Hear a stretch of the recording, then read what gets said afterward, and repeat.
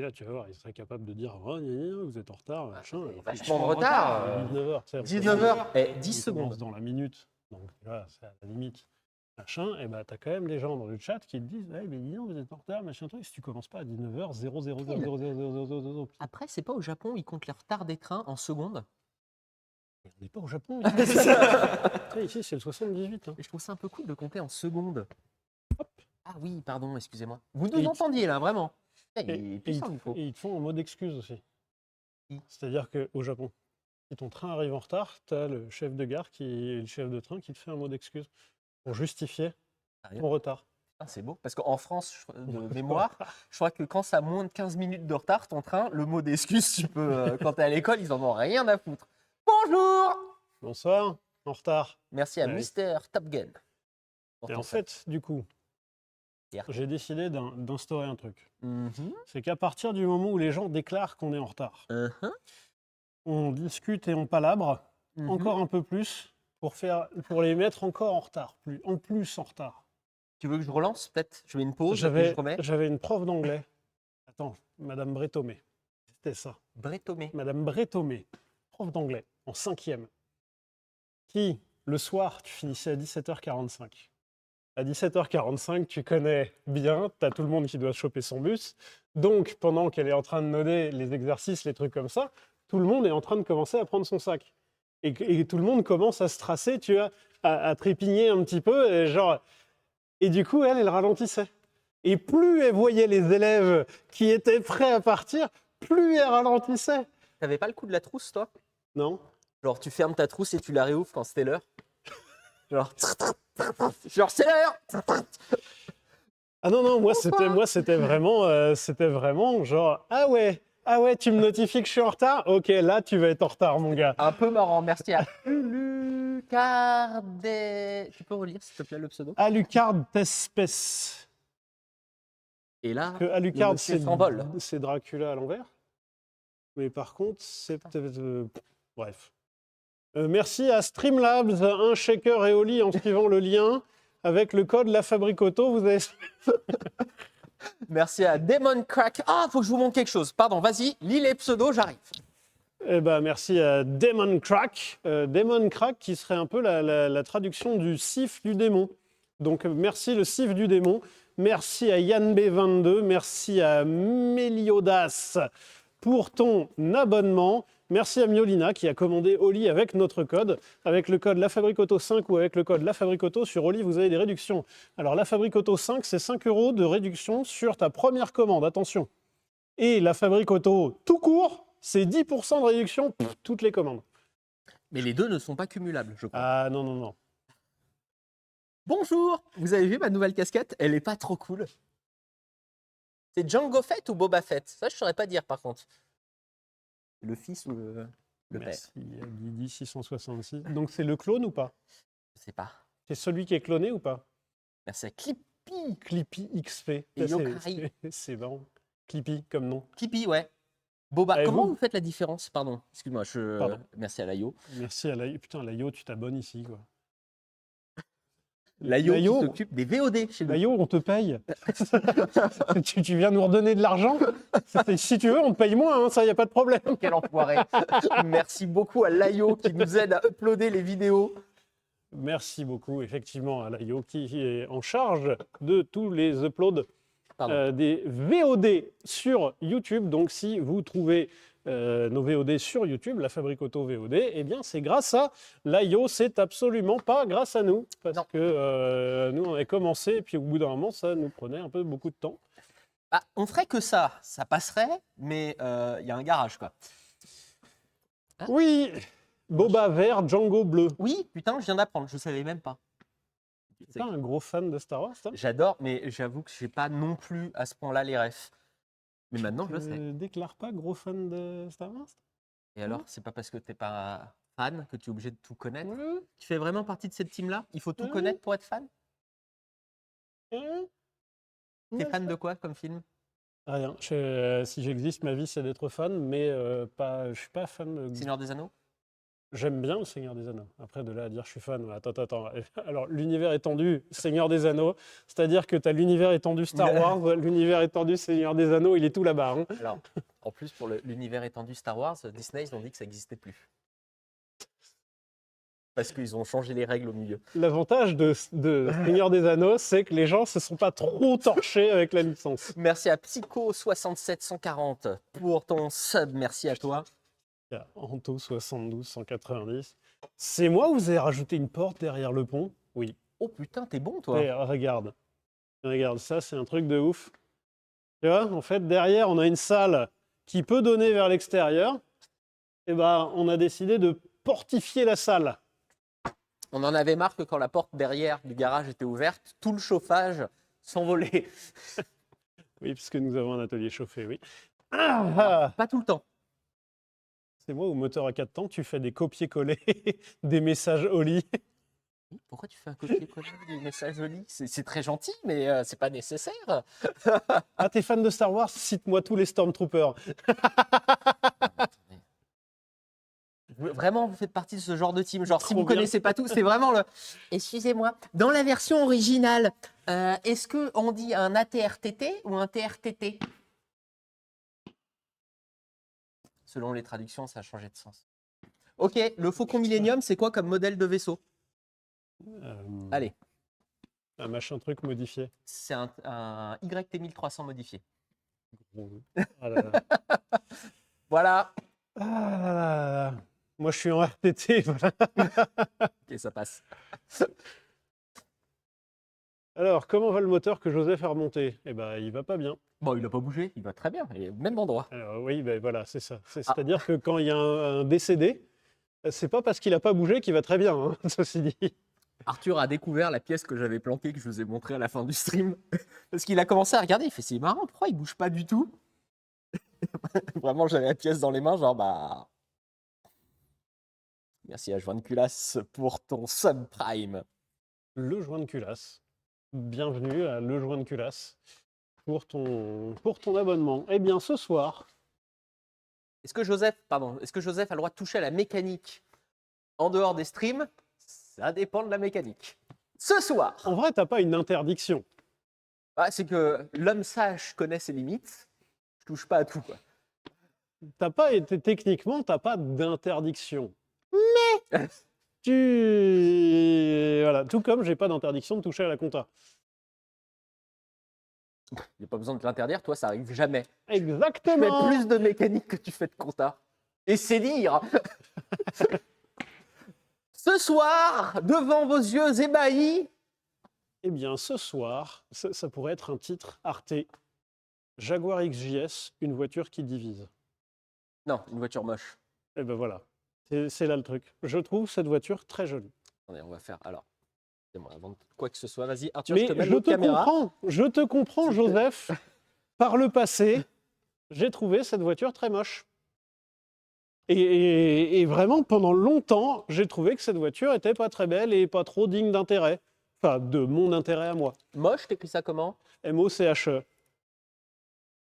Tu vas encore faire un sondage où il y a 4 fois la proposition Non, moche et, non, en vrai, ce coup-là. Et ben finalement, j'ai beaucoup revu mon jugement, poil aux dents, parce que maintenant j'aime beaucoup la Jaguar XJS. Ça ne veut pas dire que j'en achèterai une, parce que vraiment, quitte à mettre de l'argent dans une Jaguar, je préfère m'acheter une XJ.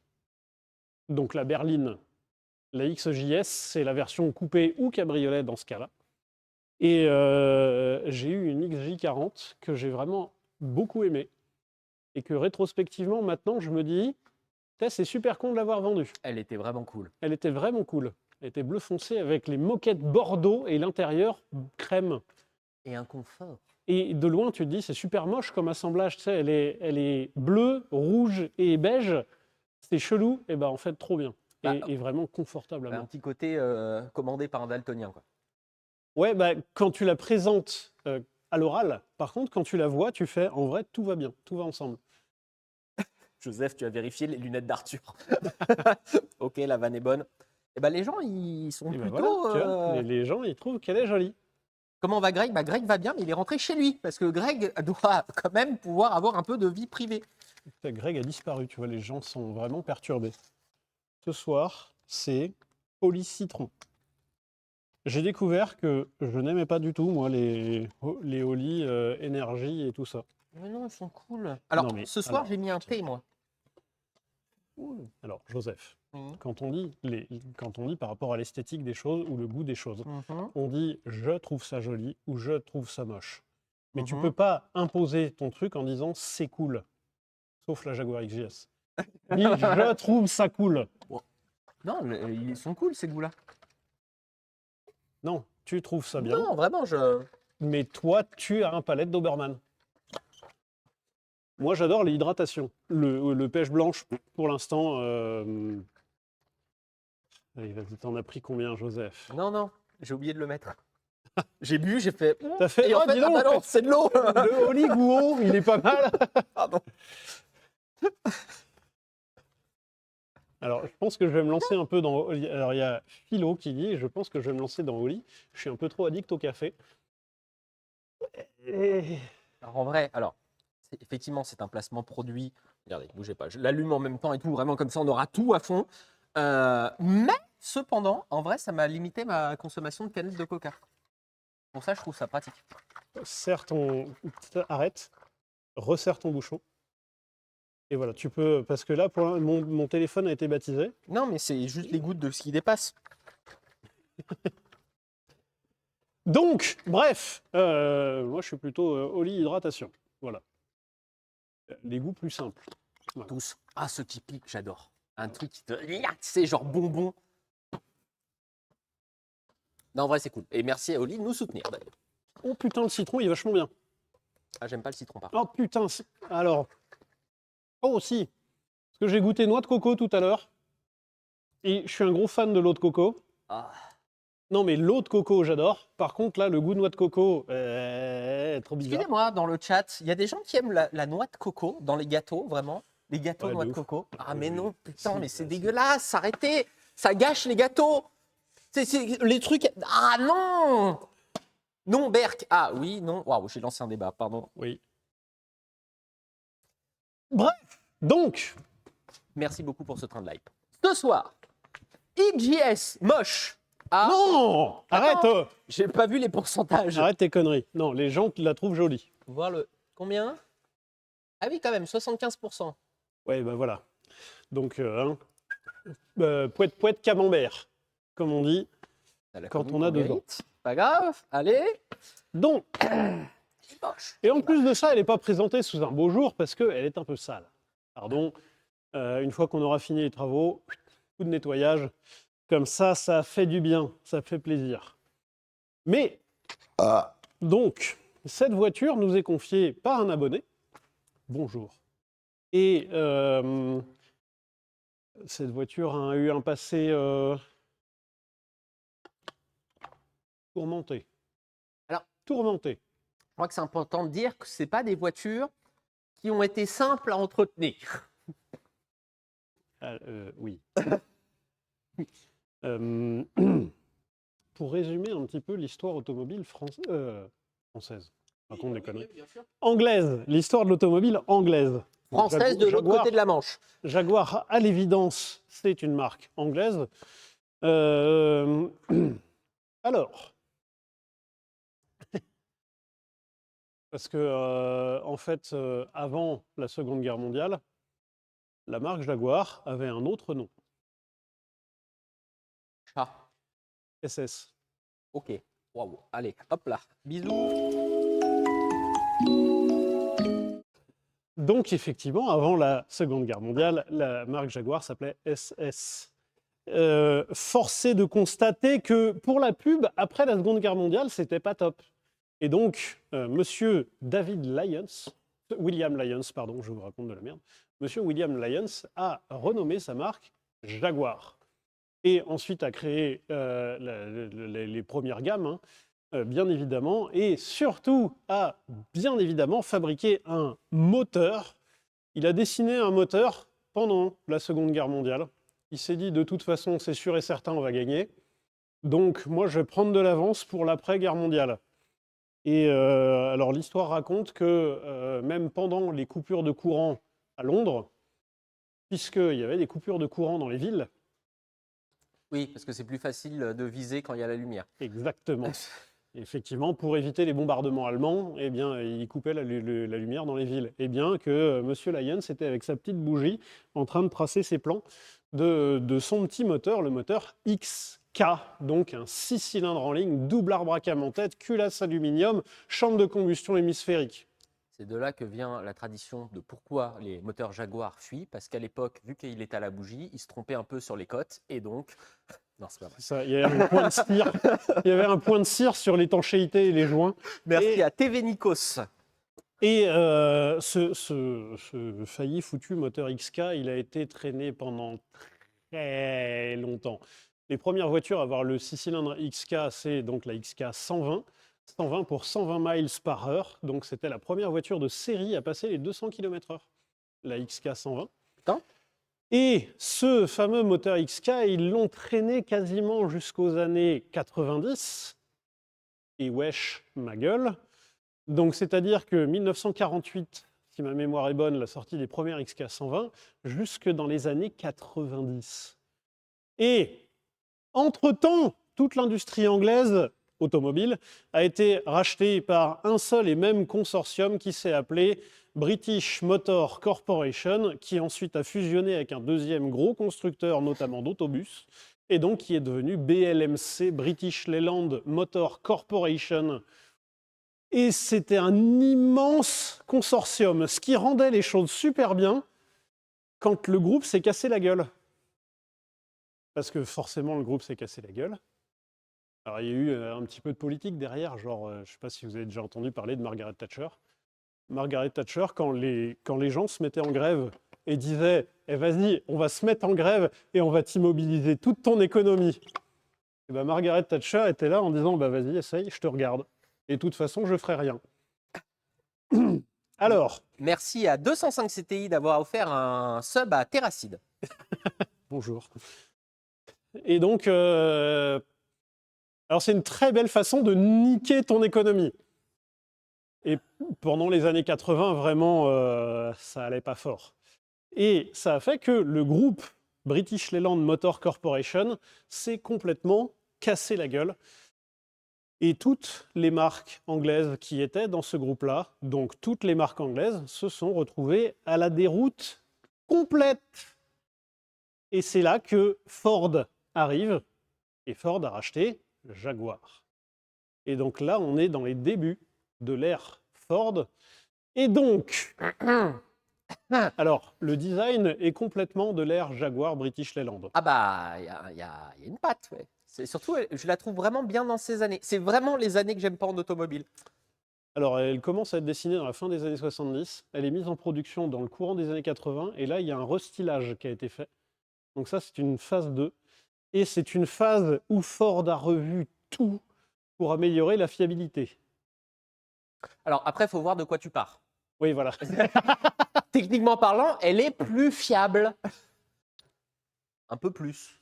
Un peu. Ah, après, je suis navré, hein, mais on verra tout à l'heure. Ils sont quand même partis d'une bonne base merdique d'un V12. Ça aide pas. Petite anecdote sur cette voiture-là, elles sont très très dures à faire entretenir aujourd'hui parce que aucun garage, à part deux imbéciles. 3, il y a Greg dedans. Alors non, en vrai, il y a d'autres garages qui sont d'accord, mais c'est plutôt rare les gens qui les acceptent. Très rare. Oui. Très très rare. Donc cette voiture a... Donc, le développement de cette voiture commence dans les années 70 pour remplacer la Type E. Je pense que vous connaissez tous la Jaguar Type E. La plus belle voiture du monde qu'a dit monsieur Enzo Ferrari. Et mais selon Enzo Ferrari, c'est la plus belle voiture du monde. Je crois que c'est l'anecdote automobile la plus courante. Ah ouais, exactement. Exactement. Et donc la Jaguar Type E qui, dans ses premières versions, donc la Jaguar Type E sort en 61, et c'est carrément dérivé d'une voiture de course. C'est construit comme une voiture de course. La Type E. Ouais. Et figure-toi, quelle était la plainte principale des gens qui achetaient une Jaguar Type E? Elle était en panne. Non, non, c'est plutôt fiable une Type E. Elle fuit. Non. Il n'y avait pas assez de place pour les pieds, c'est pour ça que dans les deuxièmes versions, il y a un petit décroché pour mettre les pieds. Alors, dans les versions 1,5. Mais il y a un petit quelque chose. Donc, la Jaguar Type E, qui est dérivée d'une voiture de course, c'est quoi son principal problème? Quelqu'un l'a dit dans le chat, pas assez rapide. Non, c'est qu'elle fait trop voiture de course. Hein? Ouais. Les gens achetaient une voiture dérivée d'une voiture de course en disant, t'as vu ma bagnole? Dérivée d'une voiture de course. Par contre, quand tu arrives chez Jaguar, que tu galères à sortir de ta bagnole, parce que quand tu montes dans une Type E, t'as un ponton à chevaucher quand même avant d'arriver dans ton siège, tu descends dans ta voiture, tu es vraiment engoncé de ouf et tout ça. Et quand tu galères à sortir de ta bagnole et que tu sors de la concession Jaguar, tu fais eh, dis donc, votre bagnole de course, là, elle est un peu trop typée voiture de course, là. Oui. Je rappelle qu'une des meilleures ventes maintenant de Ferrari, c'est le Purosangue. Oui. Et ça doit pas être pour rien. Oui. Voilà. Ah non, mais Hein, bien évidemment. hop là. Bien évidemment, mais c'est là toute la contradiction des gens, c'est que les gens sont très contents d'acheter une voiture dérivée d'une voiture de course, et la plainte principale, c'est qu'elle est trop typée voiture de course. Faut savoir ce que tu veux. Ouais, mais c'est comme ça que les GT ont apparu. Oui, ben justement, la Type E est un super bel exemple, et donc ça, dans la continuité. Parce que c'est là que des fois, en vrai, quand tu bosses au marketing de Jaguar, tu as envie de les baffer, les gens. Parce que tu as la Type E série 1, full voiture de course. Les gens font ah, non, il n'y a pas trop de place, machin truc. Tu fais un décroché dans le plancher pour avoir les jambes un petit peu plus orientées, machin truc. Tu fais une série 2, un peu plus grande, un peu plus vaste, qui s'éloigne un peu de la voiture de course. Et ensuite, tu fais une Type E série 3. Type E série 3 où beaucoup de choses changent. Tu as plus de garde au plafond, etc., etc. Tu t'éloignes de la version voiture de course et les gens, ils font tiens, c'est un peu moche quand même. Il faudrait que tu changes un peu le design et puis que ce soit une bonne voiture routière. Donc, fort de ton expérience, tu te dis en fait, les gens, ils veulent pas une voiture de course. Ils veulent une voiture performante pour la route, genre une voiture de grand tourisme. Tu sors un grand coupé, un peu avec les proportions d'une Type E, c'est-à-dire que tu as quand même un très grand capot. Ouais. Avec les proportions. Ouais. J'ai pas dit le design. Ah bah là, non, hein, non. Hein. Mais donc, tu as un grand capot, tu as de la place dans l'habitacle, la voiture est confortable, mais elle tient la route et elle est proposée avec des moteurs performants. Par contre, c'est pas une voiture de sport. Ça, c'est mal vendu. C'est quoi la critique numéro 1 des acheteurs de XJS? Un gros cul, ça se déplace mal. C'est pas assez sportif. En même temps, alors ça, je suis navré. Sur ça, les consommateurs n'ont pas changé parce qu'aujourd'hui, plein de gens qui achètent des grosses voitures un peu trop lourdes, genre, je sais pas, tu vois, disons une Aston Martin. Oui. Tu prends une Aston Martin, c'est voiture sportive, machin, tout ça. Par contre, en vrai de vrai, c'est pas sportif, c'est une GT, quoi. Oui. À part certaines finitions. Oui. Et du coup, les gens ne s'en plaignent pas. C'est vrai que certains essayeurs automobiles qui vont prendre une Aston Martin Voilà. et qui font ouais, c'est pas assez sportif. Bon. Et bah du coup, ça a été le gros problème de la XJS. C'est que tu as plein de gens qui ont vu la XJS. Stop, c'était le problème. Ils ont vu la XJS et ils se sont dit c'est ça le problème. Joseph, tu sais que tu représentes que 20% des gens ici. Hein. 25. Et donc, tu as plein de gens qui ont vu la XJS et qui ont vu dans la XJS la descendante de la Type E. Et chez Jaguar, ils se sont vraiment dit, on va proposer une Type E mieux en écoutant ce que demandent les gens. Et bah paf, c'était pas ce qu'il fallait faire. C'est ouf. Hein. Ça s'est mal vendu? Ça, c'est en fait, ça s'est vendu très longtemps. Je crois que c'est 14 ou 15 ans de carrière, la XJS. Ce qui est marrant, c'est que c'est une voiture qui fut un temps en cote d'occasion valait rien parce que personne n'en voulait, parce que c'est chiant à entretenir, machin. Maintenant, ça remonte un peu quand même. Alors ça remonte un peu parce que les gens ont su faire le tri. C'est-à-dire que pendant un moment, vraiment, toutes les XJS étaient vues comme de la chiasse. Là, maintenant, il commence à y avoir un tri qui est fait entre les 6 cylindres et les V12. Et les 6 cylindres sont très solides, très costauds, très bien équilibrés, etc. Les V12... C'est une V12. Alors c'est très bien. Bonjour monsieur le Bonjour, client, monsieur le comment client. allez-vous? Je lui ai dit au téléphone la dernière fois. Il m'a dit, si vous aviez cette voiture, qu'est-ce que vous feriez? J'aurais jamais cette voiture parce qu'il y a un V12 dedans. Bah, Et ça, pardon. ça fait partie des voitures où tu es très heureux de la connaître, de la voir, de Oui. pouvoir l'essayer, et tu es très heureux qu'elle ne soit pas à toi. Oui, c'est ça. Je pense que ça fait partie des voitures où tu es heureux 2 fois avec. Tu es heureux quand tu l'achètes et quand tu la vends. Après, c'est le V12 le plus commun. Alors, putain, je me déteste à dire ça. Bah, pourquoi? Bah, commun pour un V12, c'est un peu. Alors, c'est le V12 qui a été le plus vendu de l'histoire. D'accord. Le V12 Jaguar. Donc, ils ont eu le temps de l'améliorer. Non. D'essayer. Alors, c'est un V12 qui a gagné les 24 heures du Mans quand même. Que c'est le même que dans un petit peu. C'est une question. C'est deux Alors. questions séparées. Les types qui faisaient la course, c'était les premières versions. D'accord. Donc c'était série 1, série 1,5, éventuellement série 2, série 3, elles n'ont jamais fait la course, c'était trop DGT. Et le V12 dans la Type E n'apparaît que dans la série 3. Et donc, par contre, si jamais vous avez regardé Le Mans dans les années fin 80, début 90, les Jaguar Silk Cut, blanche et violette. C'est ce moteur-là? Ouais. Alors, petite question. Est-ce que c'est ce moteur-là à la façon Ford Raptor ou Born into the Baja, c'est le même moteur, mais en fait, ils ont gardé le bloc, mais ils l'ont réusiné et toutes les autres pièces sont différentes? Ou est-ce que c'est OK? Non. Ouais. C'est la même conception de base, tu vois. Oui. Mais par contre, là, on a un 5 litres 3. Dans les plus grosses Jaguar, dans les dernières versions de Jaguar et tout ça, c'était un 6 litres. Au Mans, c'était un 7 litres. Combien? 7. Combien de chevaux, à peu près? Ah, moult. Il y a eu des... ça faisait pas loin de 600 chevaux, quand même. Oui. Oui. Quand même. Quand même. Alors que quand même, c'est une Jaguar, après tout. C'est plutôt bien un moteur répandu. Il n'y a pas de point d'interrogation, je ne sais pas si c'est une question. Est-ce que c'est bien? L'avantage, c'est que, par exemple, en support pédagogique au CNVA, le premier moteur V12 que j'ai touché de ma vie, et Ah bah non oui. pas le seul, et que j'ai pu vraiment démonter par contre, c'était un moteur de Jaguar, parce que ça se trouve partout, parce que personne n'en veut. Ça fait des tables basses incroyables. Même pas, parce qu'en plus il y a plein de tuyaux moches dessus, donc même pour ça, ça marche pas. En fait, il a plein de soucis, ce moteur-là. Dans le sens où il est super lourd. Il est super grand. C'est un 5 litres 3. Les plus petites versions de ce moteur, c'est un 5 litres 3, quoi. Donc c'est quand même volumineux. C'est pas super puissant par rapport à la cylindrée. C'est un 5 litres 3 qui fait 280 chevaux. Et à l'époque, on savait quand même se démerder pour faire autrement et pour faire plus puissant avec plus compact. Et il reste quand même très lourd et tu as les inconvénients d'un gros V12. Donc même si tu as un capot immense, le moteur est tout serré dedans. Vous allez voir. Ouais. Par quoi on commence? Le dessous? Bah, le dessous, parce qu'il y a quand même pas mal de choses à dire.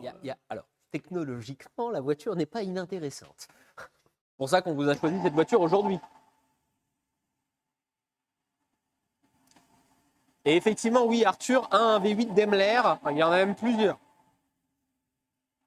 C'est pas un V12, c'est un V8. Merci à Numa Fox pour ton sub Prime et merci à Annapelle de la Forêt. Un appel de la Forêt. Waouh. Désolé. Je lève la voiture, il y a du liquide de refroidissement en dessous. Oui, bah c'est normal ça. C'est une Jaguar. S'il y en a dessous, c'est qu'il y en a dedans.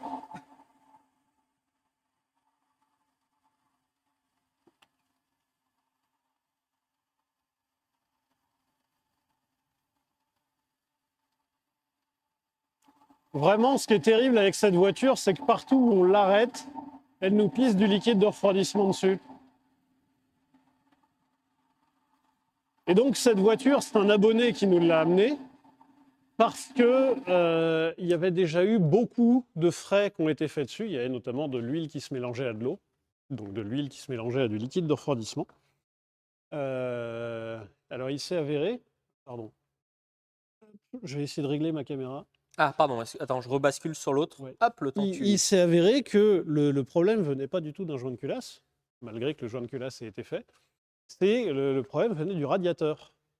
Puisque dans le radiateur, il y a à l'intérieur même du radiateur de refroidissement d'eau, eh bien, il y a un radiateur de refroidissement d'huile de boîte. Et donc, c'est-à-dire qu'il y a eu du liquide de refroidissement dans la boîte de vitesse et de l'huile de boîte de vitesse dans le liquide de refroidissement. Ah. Et en fait, tous les caoutchoucs qui sont adaptés pour le liquide de refroidissement, c'est pas adapté à l'huile de boîte. Donc tous les caoutchoucs du circuit de refroidissement se pissent dessus. Saloperie. T'es sur la bonne cam. Alors, est-ce que je peux pas la lever un petit peu plus? Allez, pour la gourmandise. Elle est jolie et chouette, sous plein d'angles, cette voiture. Moi, j'aime beaucoup. Beaucoup la couleur, mais La config, elle est super chouette. Moi, j'adore les jantes sont. Je trouve qu'elles lui vont super bien. La couleur va vachement bien. Et pourtant, je suis pas un gros fan de cabriolet. alors moi, je suis navré, mais je j'aime vraiment pas les cabriolets. Là, vraiment, aujourd'hui, vous allez m'entendre pas aimer du tout cette voiture. Je trouve que les cabriolets, ça casse Ça casse la ligne. la ligne des voitures. Mais, et je viens de marcher dans l'eau. Alors, c'est dans le liquide de refroidissement que tu viens de marcher. oui, c'est Bravo, encore Joseph. euh, Donc là, tu as deux fuites. attends, Une à gauche, une à droite. Parce que on a changé plein de trucs sur cette voiture et ça continue de foirer à droite à gauche. Vous voyez, c'est tout gras en dessous. donc oui, les cabs, ça pète souvent la ligne. Mais par contre, sur celle-là, je trouve que la couleur, elle est pas mal. Ouais. Ça me fait penser un peu au Volvo P1800. Effectivement, ça fait un peu couleur Volvo des années 70. Les jantes, c'est des jantes tellement dans ces années-là. Oui. Ce qui est bien, c'est que l'huile, ça conserve au moins la voiture. Ah quoi. oui, mais elle n'est pas très rouillée. Celle de cette voiture est plutôt saine, quand même. L'huile, ça Huile ou liquide de refroidissement, on verra. Parce qu'on doit recevoir les pièces cette semaine pour s'occuper de la fuite de liquide de refroidissement. Si c'est sucré, c'est du liquide de refroidissement. Oui, vas-y, goûte, je t'en prie. Donc, Merci à Dibus pour les qu'est-ce 1000 qu'on a cheers. ici? Eh bien, on a Et une Mr. architecture, Dark Class. somme toute, assez classique. On a donc un superbe double triangle. On a des amortisseurs tout neufs. Par ailleurs, on a une sacrée grosse barre stable parce que le moteur est quand même immense. Si jamais vous voulez regarder, le moteur commence là et finit là-bas. Donc vraiment, attends, tu peux tenir la caméra, Joseph? Ouais. On va sortir 1 mètre. On va mesurer la longueur du moteur. Ah bah Parce là, que c'est ça qui est intéressant. Les gens veulent savoir quand sachant même. que ça a du mal à rentrer déjà dans la baie moteur. Hop là. Hop. Donc là, plan de joint. Et là, poulie de Villebrequin. Tu la mets pas dedans là, par contre. De quoi? Tu comptes pas la poulie. Non, je compte pas la poulie. Ok. Non, je compte Vas-y. juste la sortie du moteur. Combien 81 cm. Un moteur qui fait quasiment 1 mètre de long. Ouais, il n'y a pas la boîte là, hein, c'est vraiment que Il n'y le a pas la moteur. boîte de vitesse. Merci beaucoup à Mister Darlacas pour tes 10 subs offerts. Merci beaucoup à toi. Beaucoup. Et Motard BZH. Ça me dit Alors. que BZH, c'est quoi? Ah, c'est la Bretagne. BZH, c'est Braze. Partons. On a là, paye tes énormes étriers de frein. Étriers de frein 4 pistonnas, ma gueule.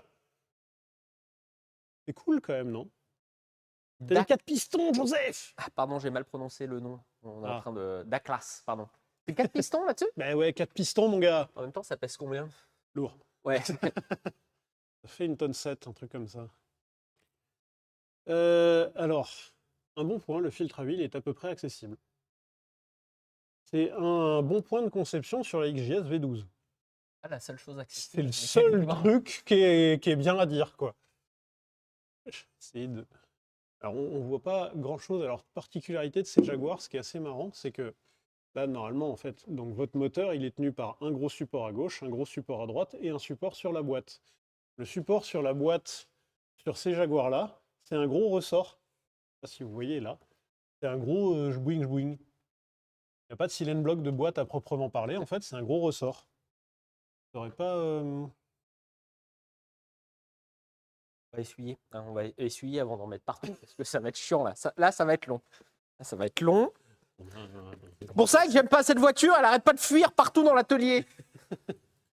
Et c'est surtout ça, moi, qui m'intrigue et qui m'intéresse, autre que Joseph, c'est ce train arrière complètement, alors bizarre, entre guillemets. En fait, c'est un train arrière qui est très copié. Alors, c'est pas une copie parce que c'est eux-mêmes qui l'ont fait, mais c'est un train arrière comme les Type E et comme les Jaguar XJ. Bonne nuit les types. Pardon. Les Type E.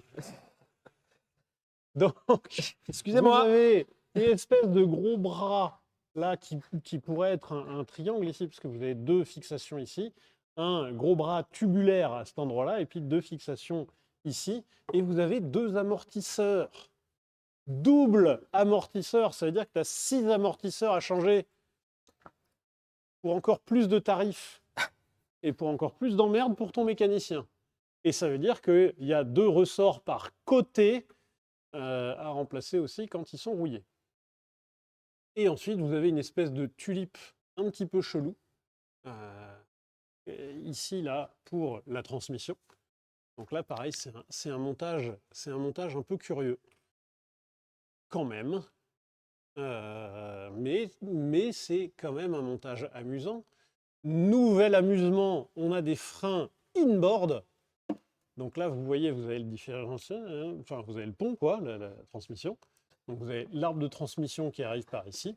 Là, il y a de la magie qui arrive et vous avez une sortie ici, une sortie là. Eh bien, les freins, plutôt que d'être tout là-bas à l'extérieur, donc d'être en masse non suspendue, paf! Eh bien, c'est en masse suspendu. Petite question, au moment où il faut faire l'entretien là-dessus, on est d'accord qu'on se les... Hein, un peu? Alors, si tu veux changer tes plaquettes, c'est très simple, hein. Tu sors les goupilles là, tu repousses et puis... Je parle pas des plaquettes. De quoi tu parles, Les Joseph? disques. Parce que là, ils m'ont l'air quand même un peu pris en sandwich. Mhm. Ah oui, mais comme ça fait des masses non suspendues. Faut tout démonter, c'est ça? Faut tout démonter. Ok. Attends, faut enlever le pont? Non.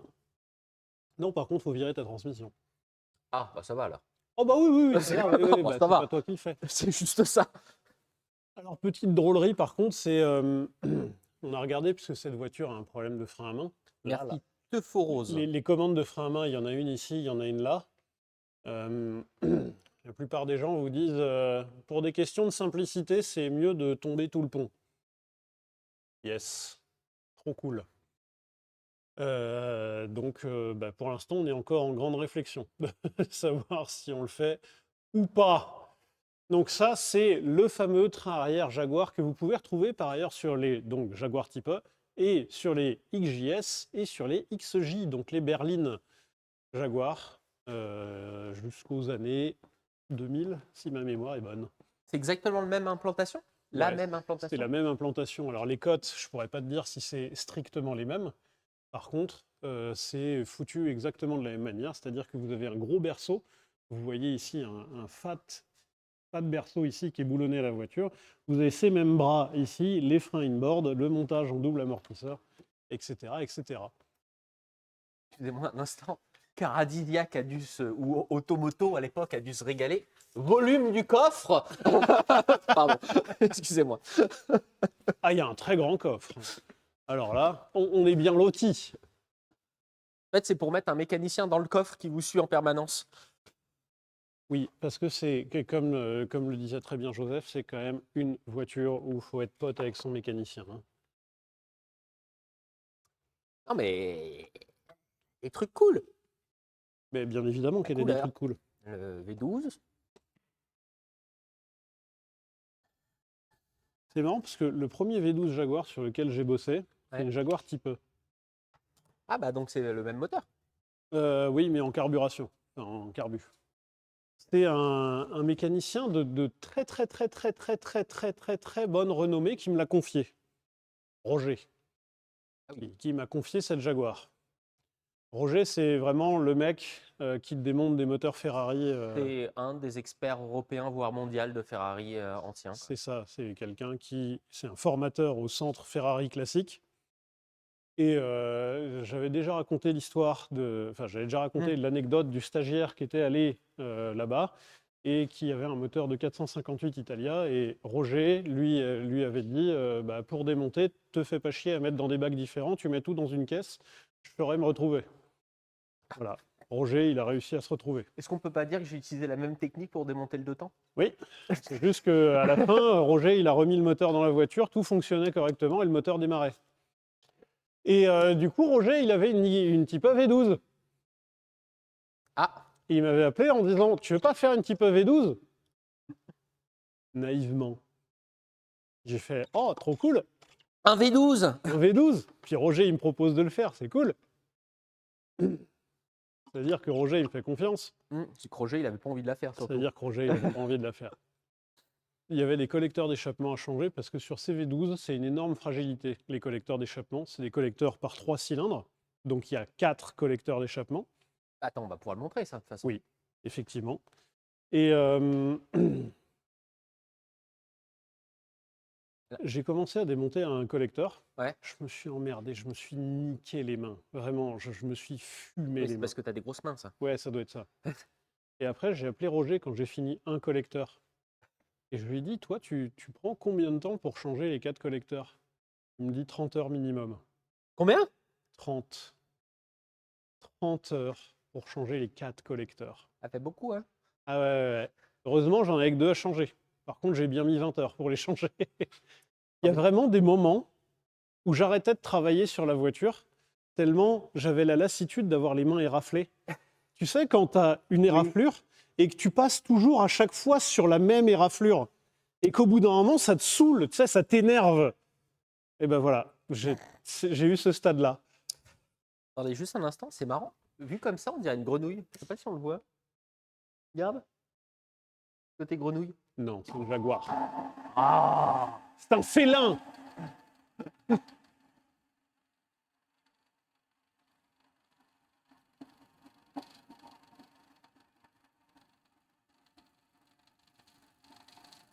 On dirait Sid.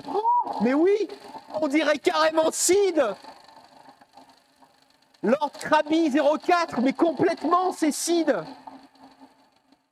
Attendez, je vous remets Sid. Mais oui, mais c'est carrément Sid. Ah, je suis désolé. Je suis vraiment les désolé pauvres pour Jaguar. designers de chez Jaguar. Mais c'est carrément Sid. Vraiment, les designers de chez Jaguar qui ont fini le dessin et qu'on fait « Oh là, ça va être magnifique » et tout ça. 30 ans plus tard, « Eh mais c'est Sid de l'âge de glace !» T'as de beaux yeux, tu sais.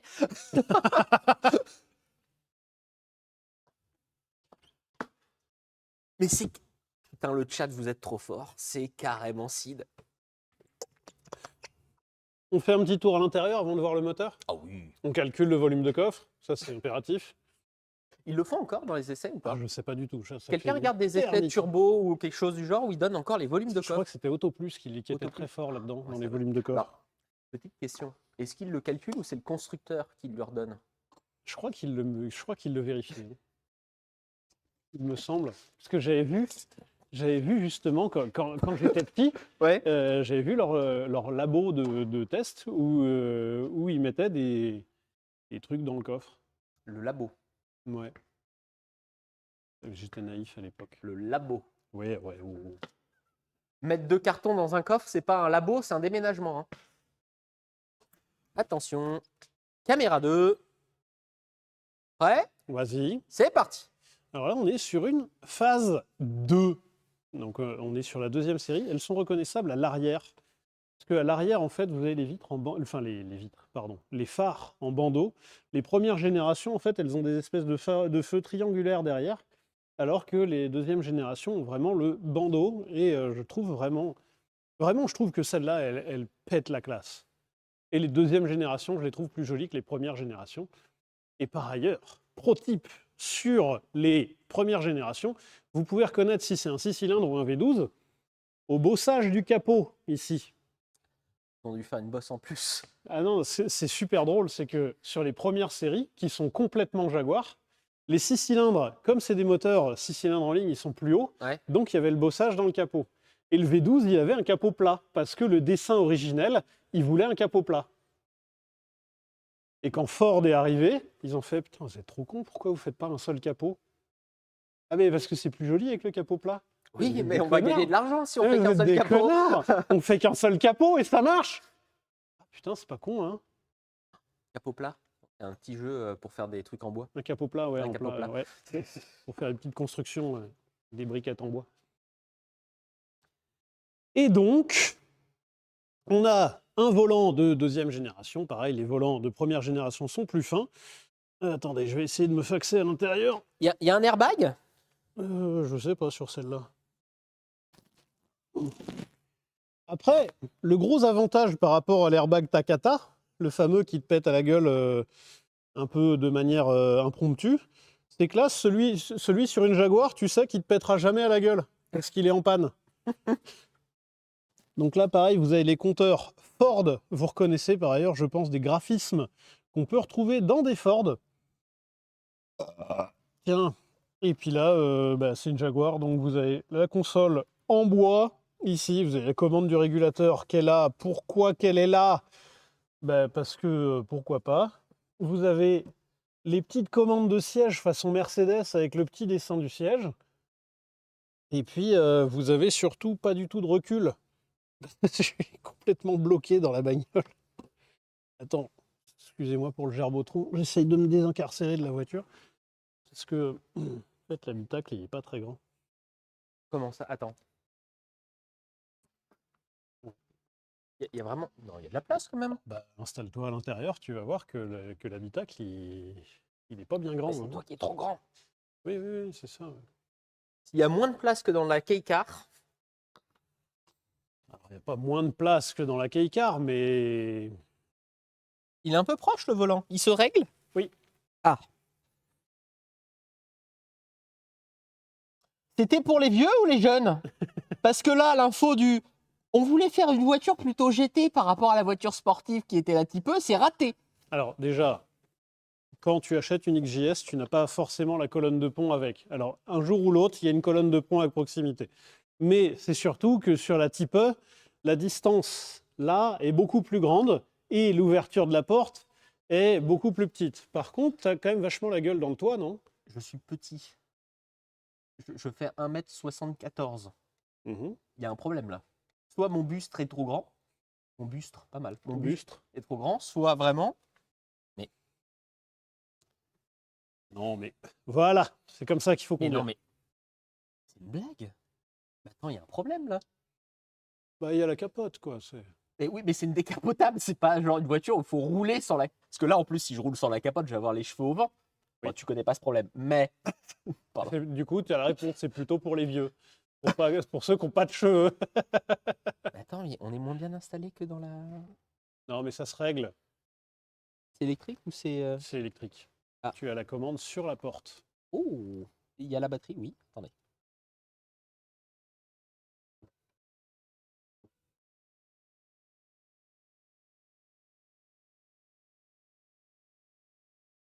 Voilà. Tout de suite, on est mieux. Hein. Toi, tu rentres pas en fait. Enfin, toi, t'as les... Moi, j'ai vraiment la gueule dans la capote. Après, je dérègle pas les sièges. Pas sortir du contexte. Oui, effectivement. Pauvre, ton frère qui n'est jamais né. Moi, j'ai vraiment la gueule dans la capote. Hein. Ça marche. Et du coup, si tu n'es qu'un spermatozoïde, c'est un demi-frère. Oh. Hey, hey.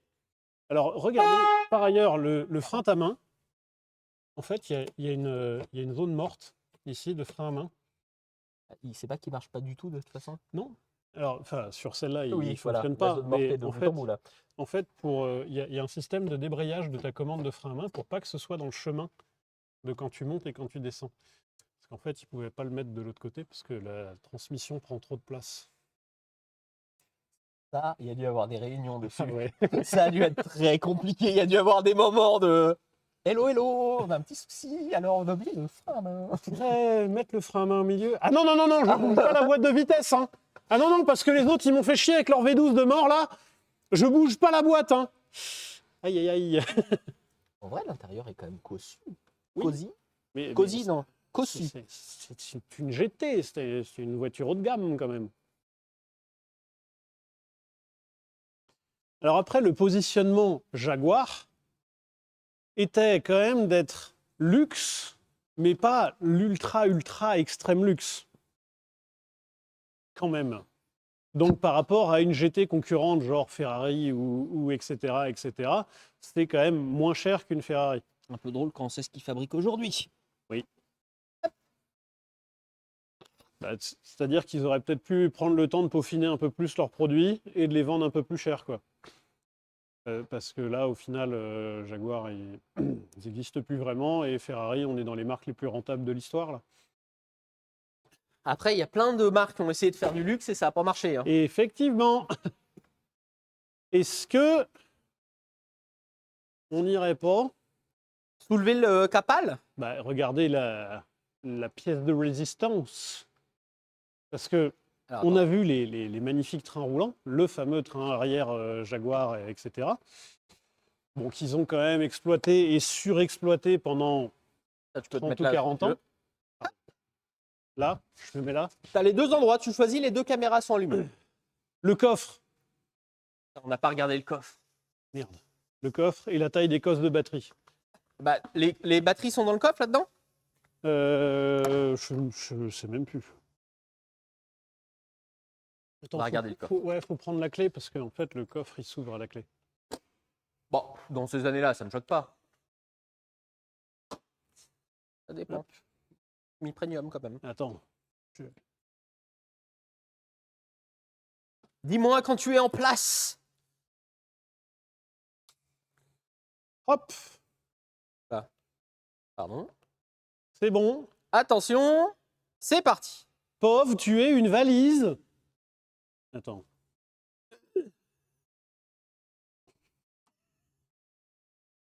On vous a déjà parlé du train arrière Jaguar. En fait, l'inconvénient du train arrière Jaguar, c'est qu'il prend un peu de place. Attends. Comment ça? Non, mais attends, le truc il va jusqu'en bas de l'autre côté. C'est une blague? C'est une blague? Non, c'est quoi ça? Ça, c'est un couvre-capote. Donc le couvre-capote. Je le décale. Alors, il y a beaucoup de bazar dedans. Alors, vous voyez par ailleurs que c'est une vraie Jaguar. Hein. Il y a 15 litres de liquide de refroidissement, des pinces de batterie, un cric, de l'huile. C'est une vraie Jaguar. Presque la pièce que je mettrais pas dedans, c'est celle-là. En Oui. vrai. Oui, parce que celui qui te la vole, il y a un moment, tu le retrouves, tu lui serres la main. Tu fais, Bon, félicitations en T'as tout pas cas. besoin de le chercher, il est au bout de la rue. Oui, Bon, bah c'est pas si grand. Hein. oui. La taille de la roue de secours, il pouvait pas la mettre ailleurs, vraiment. Bah non, tu veux la mettre où? Il y a un V12. Mais une galette.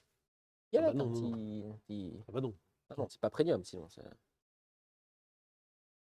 marrant ton anecdote de voleur que tu retrouves au bout de la rue, mais c'est arrivé à un de mes potes. Jaguar. Un de mes amis qui avait une moto Triumph. Triumph anglaise. Une magnifique Triumph Speed Triple 1050. Qu'est-ce que tu fais quand tu le retrouves au bout de la rue?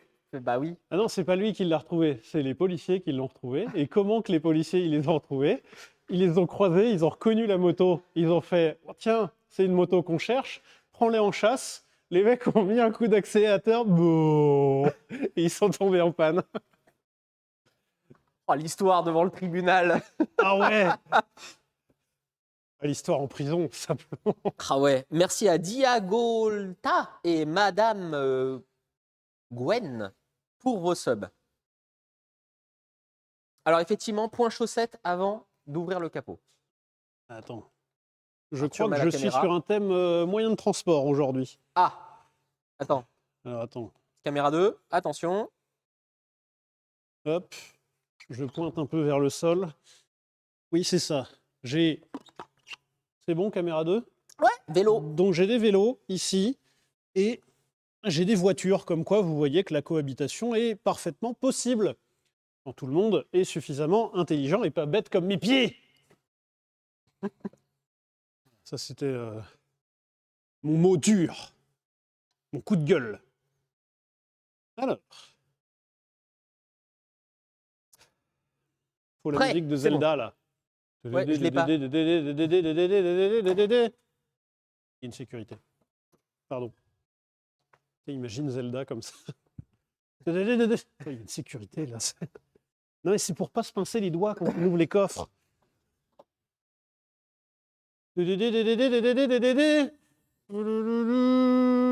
Ah, j'ai envie de crever! Putain! C'est ce qu'ont dit tous les mécaniciens. Je peux pas donner tort. Partout où tu regardes, ça va pas. Tout veut te faire du mal. Il y a... Je rappelle que le capot est très grand.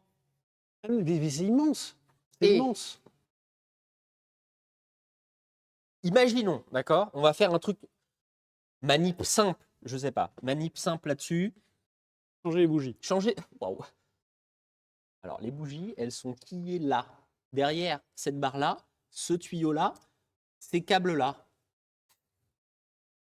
Les injecteurs sont assez hauts. Ça, on ne peut pas leur enlever. Mais là, il y a des tubes, il y a des tubes sur des tubes. Même à Beaubourg, il y a moins de tubes. Alors, centre Pompidou, tu peux dire. Pourquoi? Ah bah parce que moi, les premières fois où tu m'as parlé de Beaubourg, j'avais aucune idée de ce que c'était. Tu sais, moi, je suis un peu Ah, c'est la même chose, les deux?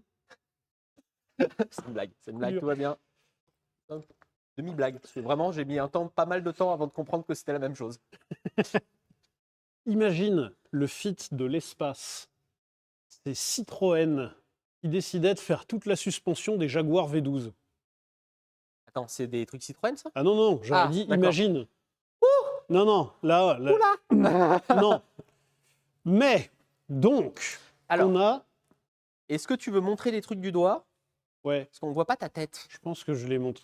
Bah, ou alors, tu veux que j'aille de l'autre côté? Bah, je me demande, ouais. Bonjour.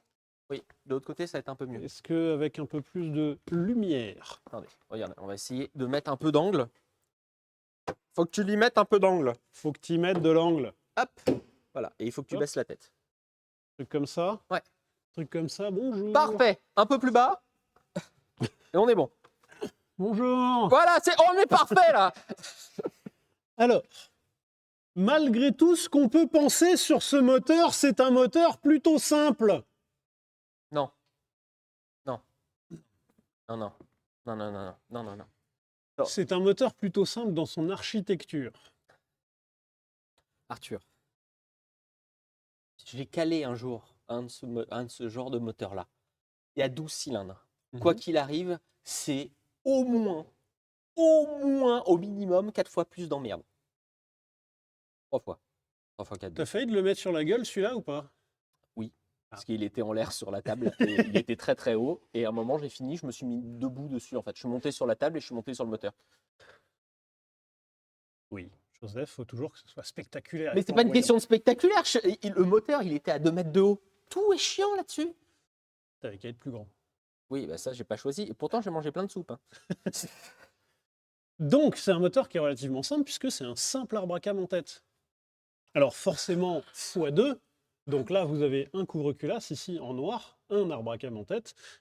De l'autre côté, un deuxième arbre à cam en tête. Mais, ce qui est encore plus fort, entre guillemets, c'est que, comme beaucoup de V12, en fait, les gestions électroniques et tout le bazar, c'est compliqué à faire. Surtout quand on a vraiment beaucoup de cylindres. Et c'est surtout, la plupart des constructeurs se sont rendus compte que ça servait à rien de s'emmerder à faire un truc spécifique à un V12. Et donc, la gestion électronique de ce moteur-là, comme les V12 Mercedes, comme les V12 BMW, comme les V12 Ferrari, eh bien en fait, c'est exactement des équipages de 6 cylindres. Donc en fait, vous avez un calculateur ici pour 6 cylindres, et vous avez un calculateur ici pour 6 cylindres. C'est pas con, non? Et avec l'ordre d'allumage, un 5, 3, 6, 2, 4 de ce côté-là, qui va aller, j'imagine, dans ce sens-là, et là, l'ordre d'allumage va dans le sens opposé. Et en fait, ils sont juste décalés de 60 degrés chacun. Donc en fait, là, vous avez un 6 cylindres de ce côté-là et un 6 cylindres de ce côté-là. Terminé. On retrouve même dans l'allumage, ici, vous avez une tête d'allumeur avec 12 cylindres, avec 12 plots. Mais en fait, quand on fouille, eh bien, en fait, on voit qu'il y a un fil de bobine ici qui vient alimenter. C'est normal qu'il y ait un fil de bobine qui vienne alimenter pour ensuite aller distribuer. Eh bien, il y a un fil de bobine qui vient alimenter un banc de ce côté-là, et vous avez le deuxième fil de bobine qui vient alimenter le deuxième banc de ce côté-là. C'est quand même cool, non? Merci Potter TV pour ton 14e mois. Et donc, ces deux systèmes, alors indépendants entre guillemets, C'est cool parce que d'une certaine manière, ça a démocratisé le V12. exactement. Et c'est la première et la dernière fois où ça a été fait. Parce qu'il y a peut-être une raison. Voilà, C'est à peu près le seul bon point de ce moteur, c'est qu'il est relativement simple de conception. Donc ça veut dire que les internes de ce moteur-là, ils sont plutôt costauds. En fait, il n'y a pas de gros problème moteur interne. Par contre, Oui. tout ce qui est autour. En fait, ils ont été obligés de le rendre costaud parce que tu peux pas le sortir de la voiture. Il faut démonter la voiture si tu veux l'enlever là. Oui, oui, oui. Combien fait- de puissance là-dedans Parce que tout ça, combien C'est bien de mettre des tuyaux partout et de l'emmerdement, mais Tu sais, Joseph, la puissance, tu sais ça. Oui. C'est suranné comme Ok. truc. Alors Vraiment. combien de couples Joseph, il n'y a pas non plus besoin toujours. C'est pas les chiffres qui font les sensations, Joseph. à ce moment-là 5 litres 3. 286 chevaux. Pardon. Avec des 4 cylindres, voire des 3 cylindres, aujourd'hui on fait plus. Alors pas en atmo, je suis d'accord, mais Par contre, tu fais pas la conso. Hein. ah bah là oui, tu Ton m'étonnes. 4 cylindres, même au rupteur à donf, tu fais pas la conso de ça au ralenti. Hein. En même temps, t'imagines le mouvement, le poids des internes embarqués. Le vilebrequin, il fait combien là-dedans Alors, il n'est pas si lourd. Il n'est pas si lourd, entre guillemets, ça fait 36 kilos. Oui, ça reste conséquent quand même, mais ça va encore. Non, mais c'est surtout tout ce qui est autour qui foire. En fait c'est ça qui est ouf, c'est que le moteur, là, il s'arrête là, il s'arrête là, il s'arrête là, il s'arrête là. Donc le moteur, il prend toute la baie moteur. À côté de ça, il faut ranger ton système de freinage, il faut ranger ton système électrique et électronique maintenant, il faut ranger tout ton refroidissement, il faut ranger le système de direction assistée, il faut ranger le système de clim. Donc, ça fait qu'il y a des tuyaux de partout. Et en fait, ça a été souvent ça, et longtemps ça a été le problème du moteur Jaguar, c'est qu'il est moche comme moteur. Ah bah là, je regrette les caches en plastique. Ouais, non mais c'est ouf. Alors, ce qui est con, c'est qu'une fois que tu enlèves tout, le moteur est joli. Ouais. À Oui, peu près. ouais. Mais là, tu vois rien en fait. Petite question. Oui. Parce que je vois plein de tuyaux de dépression un peu partout. On est d'accord que s'il y en a un seul de percé quelque part, le moteur il tourne carré quoi. Alors, ce qui est sûr et certain, c'est qu'il y en a toujours des tuyaux de dépression percés un petit peu à droite à gauche. Ouais. Parce qu'il y a vraiment beaucoup de petites conduites, là, vous voyez, des petits tuyaux comme ça, là. Tout petits tuyaux comme celui-là aussi. C'est des petits tuyaux de dépression qui viennent donner des informations à des capteurs, et des capteurs qui servent à piloter le moteur. Il y a une prise OBD là-dessus, non? C'est un peu tôt. Non, c'est un peu tôt, ouais. C'est un peu tôt. Donc là, c'est... Alors, tu as quand même un autodiagnostic qui est faisable au tableau de bord. Tu as une manip à faire au tableau de bord et en fonction du nombre de clignotements d'une LED, tu arrives à sortir un code défaut. Et ce code défaut, tu peux ensuite aller dans ton manuel Jaguar et voir quel code défaut correspond à quoi. Keep talking et number D explose. Exactement. Et alors, il y a plein de petits trucs un peu amusants. On voit que c'est une voiture qui est faite pour la conduite à droite, parce que tout le système de frein est là, mais c'est une voiture qui est conduite à gauche. C'est vrai que c'est con parce que le marché est plutôt. Ah Ah bah ouais. non. Ah bah non, c'est. Oh merde, ils ont raté. Et en fait, donc vous avez un tout petit mètre cylindre ici, qui envoie une toute petite pression de frein ici. Il vient jusqu'à là-bas, où là, vous avez une pompe électrique qui vient créer de la pression à votre place, qui vient l'accumuler dans la sphère ici, et ensuite cette sphère-là qui vient l'envoyer dans un boîtier ABS, et qui ensuite vous l'envoie aux quatre coins de la voiture. Ce serait une idée formidable et incroyable si ce système-là n'était pas fabriqué par des Anglais. On a une question dans le chat qui est, parce qu'on est en train de cracher sur ce moteur, il demande bah, c'est quoi un joli moteur? Bah, c'est vachement plus beau. Non, oui, non, mais je donnerai des exemples de mots de moteurs, comme ça ils peuvent googliser le. Le V12 Ferrari. C'est vrai, le Colombo, il est joli. Pour moi, je trouve que c'est un des plus jolis moteurs esthétiquement, hein. Là, en fait, le gros problème, c'est qu'il y a tout un bordel de câbles partout. Et il n'y a pas une seule version du V12, parce que même quand il est à carburateur, là, vous enlevez ce système-là, ce système-là, vous le gardez, et vous avez 2 carburateurs ici.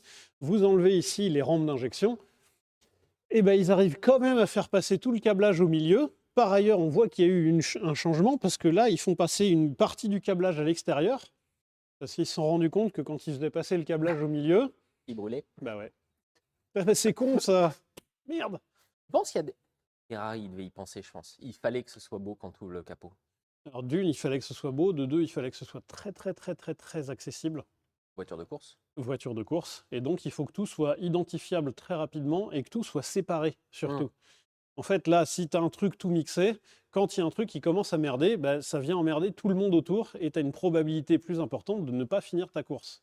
Tu as un risque plus important de ne pas finir ta course. De toute façon, je pense que si tu pars avec ça pour faire une course, tu sais que... Non. Bah, même faire les courses, c'est compliqué de le faire, de faire avec ça. Parce que tu n'es pas sûr de revenir. Mais t'as un V12. Mais tu as un V12. Alors, par contre, alors, si on doit remettre un petit peu les choses en place, quand ça fonctionne, c'est un moteur qui est hyper agréable à utiliser. Parce que c'est un moteur qui a vraiment beaucoup de couple dès les 500 tours minute. C'est un moteur qui vibre pas quand il tourne normalement. Et c'est un moteur qui fait pas beaucoup de bruit. Donc, c'est d'une onctuosité incroyable. En fait, c'est une voiture qui inspire le calme. Donc, quand tu conduis ça, de toute façon, c'est hors de question de conduire ça vite. Et là, pour le coup, Jaguar ont peut-être un peu poussé le curseur conduite cool un peu trop. C'est-à-dire que la Type E, les gens se sont plaints que c'était trop sportif. La XJS, c'est très pépère à conduire. Mais par contre, ça fait que c'est un cruiser incroyable comme voiture. Parce que c'est une voiture calme, c'est une voiture silencieuse, c'est une voiture qui est très confortable, parce qu'il y a une suspension qui est quand même très très très bien élaborée, et très élaborée de manière générale. Alors après, il faut assumer 2-3 trucs. Donc déjà, il faut assumer l'entretien, on a vu, et de manière générale, par exemple, on a dû changer le radiateur qui est ici. Pour changer le radiateur, il faut enlever le capot. Une fois que vous avez retiré le capot, il faut retirer les conduites de clim, parce que les conduites de clim, elles gênent pour retirer ce truc noir. Ensuite, vous retirez ce cache noir. Vous avez tout le support des ventilateurs. Pour retirer le support des ventilateurs, il faut pousser les conduites de boîte. Une fois que vous avez poussé les conduites de boîte, vous vidangez votre liquide de refroidissement, c'est à peu près normal.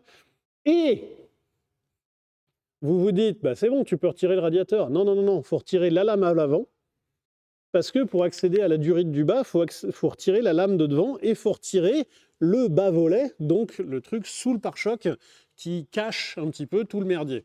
Et une fois que vous avez retiré ça, vous pouvez retirer votre radiateur. On a une question dans le chat. Oui. Est-ce qu'ils n'auraient pas pu, comme Ferrari, pas tout mettre dans la baie moteur? Ben, très paradoxalement, il n'y a pas beaucoup de place. C'est ça qui est ouf. Regardez une baie moteur de Ferrari 456. Une Ferrari 456, c'est un V12 aussi. Et en fait, ce qui est ouf, c'est que quand tu ouvres le capot d'une 456, la baie moteur, elle fait toute la largeur de la voiture. Alors ça fait que le capot, il est horrible à fabriquer, parce qu'il est immensissime. Mais par contre, ça fait que tous tes accessoires, ils sont très très très à l'extérieur et très éloignés du moteur. Pour avoir déjà travaillé sur une 456, c'est pas la joie non plus. Mais ça reste plus accessible que ça, puisque ça, en fait, alors je pense au final que c'est pour des raisons de coût et de capacité d'industrialisation, c'est que là, vous êtes obligé d'avoir un capot relativement étroit. Et au final, en fait, vous avez une très grande voiture, mais pas si bien conçue que ça. Et donc, vous êtes obligé, à certains endroits, vous avez, entre guillemets, des goulots d'étranglement. Donc, vous avez des endroits où vous êtes obligé de passer vos fils, vos tuyaux et vos câbles. Et du coup, très paradoxalement, vous avez une voiture très grande, mais très petite à l'intérieur, pour plein de raisons différentes. déjà qu'à la base, cette voiture a été conçue pour avoir un 6 cylindres. Et en 6 cylindres, c'est des voitures où tous les problèmes d'accessibilité s'en vont. Et au final, il y a vachement moins de choses à dire sur un 6 cylindres, hein. Alors le V12 a quand même quelques avantages, notamment un avantage à l'utilisation. C'est une voiture qui est plus agréable, qui est plus douce, qui est plus onctueuse à conduire. Et il y a une réserve de puissance. C'est ça qui est formidable avec ce moteur-là, avec le V12. C'est que tu as l'impression qu'il t'emmène tout le temps sans forcer. Couple. Il y a un couple de ouf. Le gras. Exactement. Et là, il y a du gras. Et plus que du gras, c'est de l'onctuosité. 32 kilos le vilebrequin. 36. Et puis c'est un 5 litres 3, quoi. Alors tu as l'inconvénient aussi, c'est que ça consomme comme un 5 litres 3.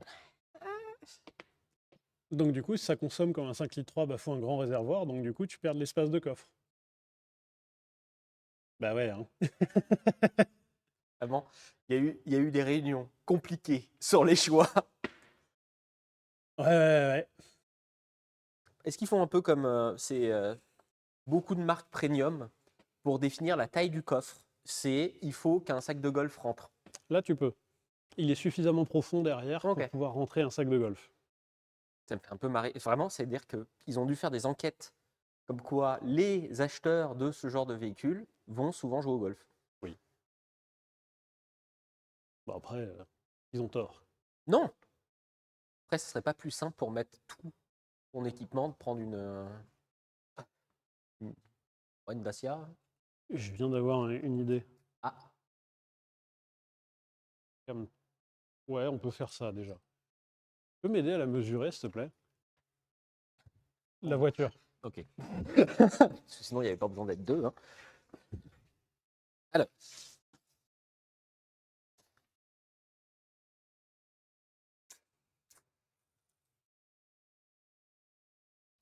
Ça fait 4,80 m de long. Quand même, hein. Ça fait la même longueur que le vaisseau amiral. Et c'est pas si long que le Raptor, hein. Bah, écoute, juste à côté, si tu peux orienter la caméra à côté. Nous avons un Hummer H1. Est-ce que là, c'est pas un Humvee? Là, c'est un Hummer cette fois-ci. Donc juste à côté, on a un Hummer. Oui. Nous, on fait des Humvee et des Hummers. Qu'est-ce que tu vas faire? Et Qu'est-ce que tu vas dire? et des Jaguars. Et des Jaguars XJS. Alors. V12. Tu prends à peu près l'avant? Ouais. T'es sûr, hein? Ouais. Non, mais l'avant du véhicule, hein? Oui. Non, vraiment? Non, mais mets-toi à l'avant. Mais ouais. Non, c'est pas moins long. C'est moins long? Si je m'en réfère au pare-choc, t'as pris l'avant du pare-choc, hein? Ah oui, je suis à l'avant du pare-choc. Jusqu'à l'arrière du pare-choc. Vas-y. Il y a 4,80 m. Allez, je me casse. Ça n'a aucun sens. Oui, effectivement, le pont, par contre, il est en train de faire sa muscu, là. Attends. C'est-à-dire que... Hop, Pardon. je te mets là. Hop, vas-y, regarde-moi là. C'est-à-dire que là, on a une XJS V12, donc un cabriolet, 2 places. Et le constat, c'est que l'habitacle n'est pas si grand, le coffre n'est pas si grand, et dans le capot, dans la baie moteur, il n'y a pas tant que ça de place. Et en face, on a un Hummer H1 où on met 4 personnes dedans. Il y a la place en largeur, oui. C'est un peu plus large. Pour ranger le moteur le plus haut possible, ranger la transmission le plus haut possible, mettre du 4 roues motrices.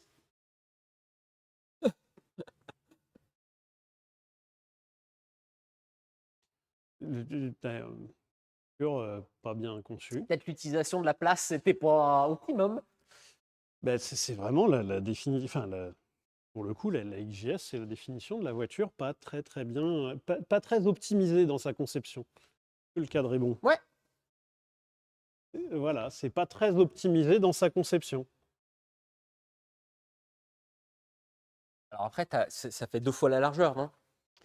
Oui, non, mais c'est vrai qu'en largeur,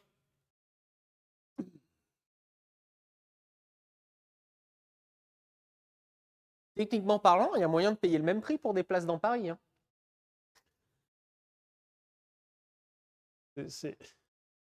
Après, imagine les utilisations inverses.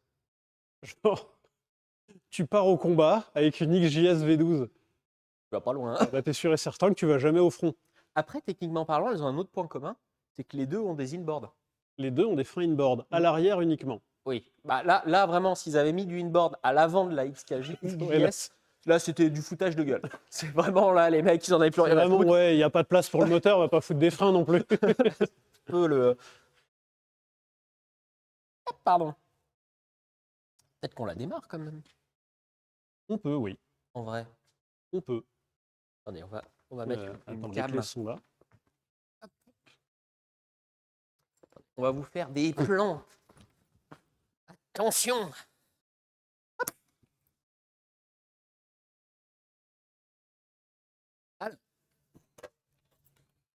Alors, la tringlerie d'accélération m'a toujours fasciné sur les V12 Jaguar.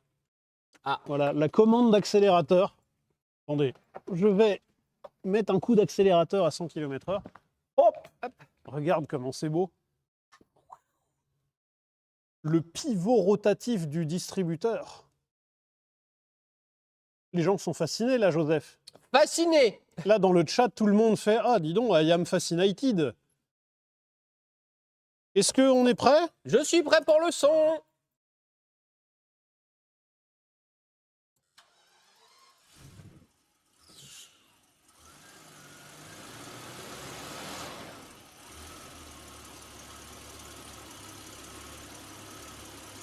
Bah, C'est plutôt équilibré, ça on peut pas l'enlever. ça fait pas un bruit incroyable. C'est là où c'est cool d'avoir un V12. Petit côté aspirateur Dyson, mais putain qu'est-ce que c'est lisse. Vous vous rappelez?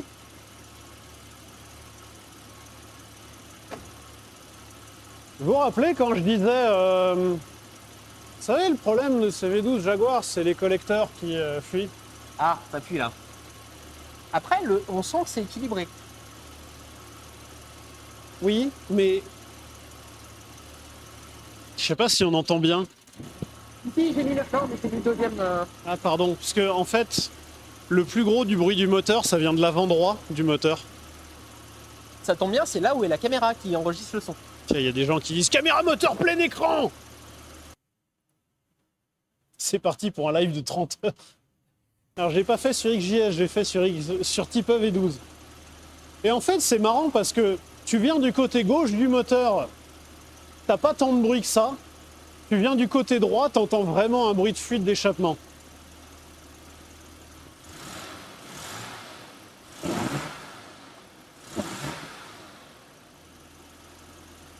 Alors les V12, c'est pas ultra spectaculaire en termes de bruit, à moins de mettre une ligne full tube.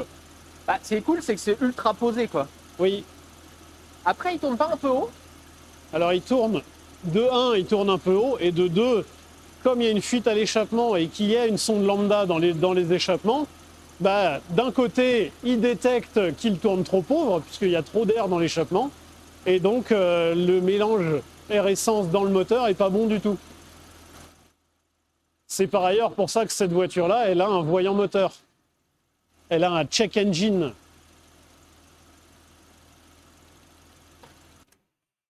Hop. Oui, pardon, ça vous fait un petit décalage son à ce moment-là.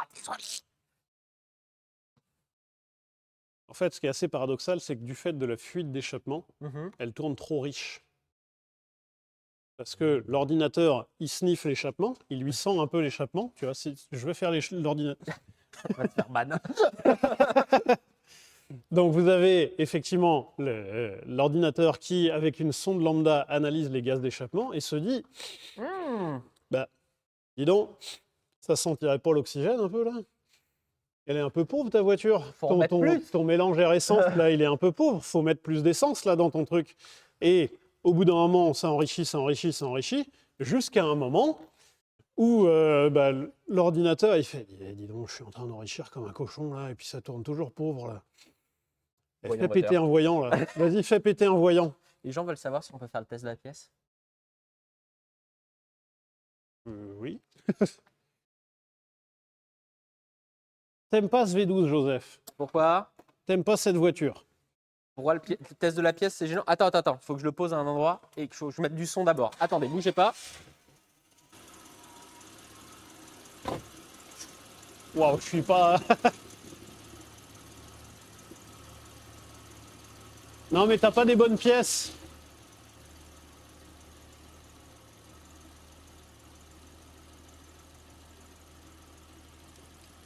Après, le test de la pièce, Joseph, c'est n'importe quelle pièce.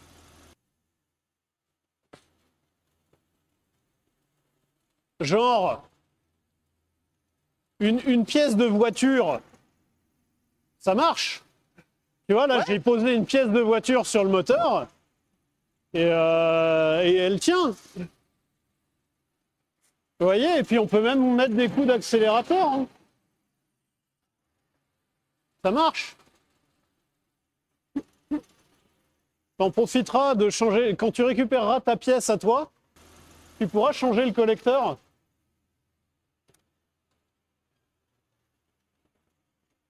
On va aller récupérer la pièce, hein? Et je te laisse avec la caméra 1.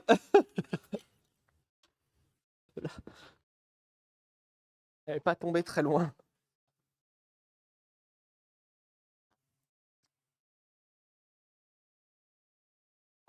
C'est une fuite d'eau. C'est aimanté une pièce de monnaie ou pas? Bah, on va le découvrir très vite. Oui. Il y a une fuite d'eau juste là, Arthur, que je vois. Oui, non, mais on est au courant, Joseph. Hein. Non, mais là, là, elle est repérée, là.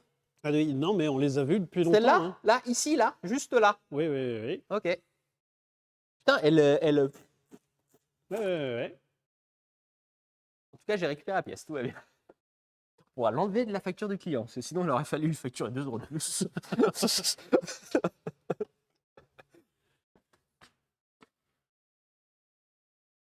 Bon, ça marche pas avec une pièce de 2 €, mais une pièce de voiture fonctionne très bien, donc l'honneur des V12 est sauf. Sur la facture, fourniture d'une pièce de 2 €. Le rat, ouais, complètement là. Fourniture d'une pièce de 2 € et ensuite retrait d'une pièce de 2 € pour le test de la stabilité du moteur. Oui, complètement. Par contre, alors, attendez. J'ai perdu la pièce. Pour une fois que j'avais une pièce, parce que les pièces vraiment, c'est. J'essaie. Ah, non. Mais t'es pété de thunes, Joseph. Ah oui, là, je dois avoir 2 12,40 balles 40. Je double. Et 1 billet de 5. Dis donc. Attention, 4,40 € plus un billet de 5. 4,40 €. Mais surtout, j'ai l'impression qu'elle n'est pas aimantée partout, la pièce. Non, là, le côté n'est pas aimanté. On aura appris quelque chose. Eh ben, dis donc. Si vous faites Merci, tomber une pièce Joseph. de 2 €, pensez à l'aimanter par le centre. Eh ben, dis donc. Merci, Joseph. Je sais pas d'où elle vient. C'est gentil. Lettsburg. Lettsburg. Lettsburg.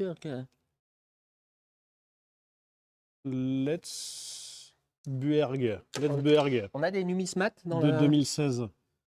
Est-ce que vous avez des numismates dans votre... Le numismate, c'est gens qui montrent le kiki? Non? On est vraiment en train de montrer des pièces de 2 € sur un stream mécanique auto. Tout va bien. Et Luxembourg, tout le monde. Ok. c'est pour montrer aux gens que Ça marche que sur les Rolls. non, on avait essayé sur une Toyota Century. Ça fonctionnait sur une Toyota Century, même si elle était garée en pente. C'est Toyota. En fait, il y a des Oui. aimants dessus. Ils se sont dit, au cas où qu'ils fassent le Au cas où test un qu'ils fassent jour, le test de la la pièce. pièce, elle bouge pas. Comme ça, on est sûr. Après, déjà, il faudrait qu'on ait un moteur rotatif. Sur un rotatif, ça marche? Sur un rotatif, ça fonctionne de ouf. Hmm. Alors, un rotatif, il tourne correctement. C'est un rotatif qui a toutes ses compressions. Il doit y en avoir 2 en France. Ouais, et encore. Il paraît que sur un des deux, c'est une légende. Et ben, on se retrouve mercredi, c'est ça? Oui, mercredi. Oui, mercredi. Oui, mercredi. Ah, merci à tous. Mercredi, c'est mécanique, normalement. Mercredi, c'est mécanique ou challenge, mais là, je crois qu'on n'a plus de challenge en stock, donc ça va être mécanique. Ça peut être remonté un moteur de temps, les yeux bandés. C'est vrai qu'on pourrait faire ça. Qu'est-ce que... Vous avez des idées? Mais on a un moteur à sortir dans pas longtemps. Donc, peut-être, Peut-être que ce sera me ou alors sortir un si on moteur a quelque chose qui nous arrive, qui pop. qui pop, Qu'est-ce qu'on a beaucoup comme par marque de exemple, voiture? par exemple, bah, on a un Hummer, beaucoup. Enfin, on a Hummer ou Humvee. À M Général, si vous voulez vous la péter, on va avoir les joints de la boîte de transfert à changer. Donc peut-être ouvrir la boîte de transfert, changer les joints, refermer tout ça. Ça peut être intéressant. On va voir. Bah, en tout cas, merci beaucoup de nous avoir suivis. On se retrouve mercredi 19h, c'est la nouvelle horaire sur Twitch. Vraiment, je suis en train de faire une story Insta. Exactement. Retrouvez-nous à 19h sur Twitch, pardon, 19h. 19h sur Twitch. Sur Twitch. Mercredi. Merci de nous avoir suivis. Merci beaucoup. Merci à ceux qui nous regardent. Merci aux subs. Merci à ceux Merci, qui nous ont Joseph. follow. Merci Arthur. Mot de la fin. Couture.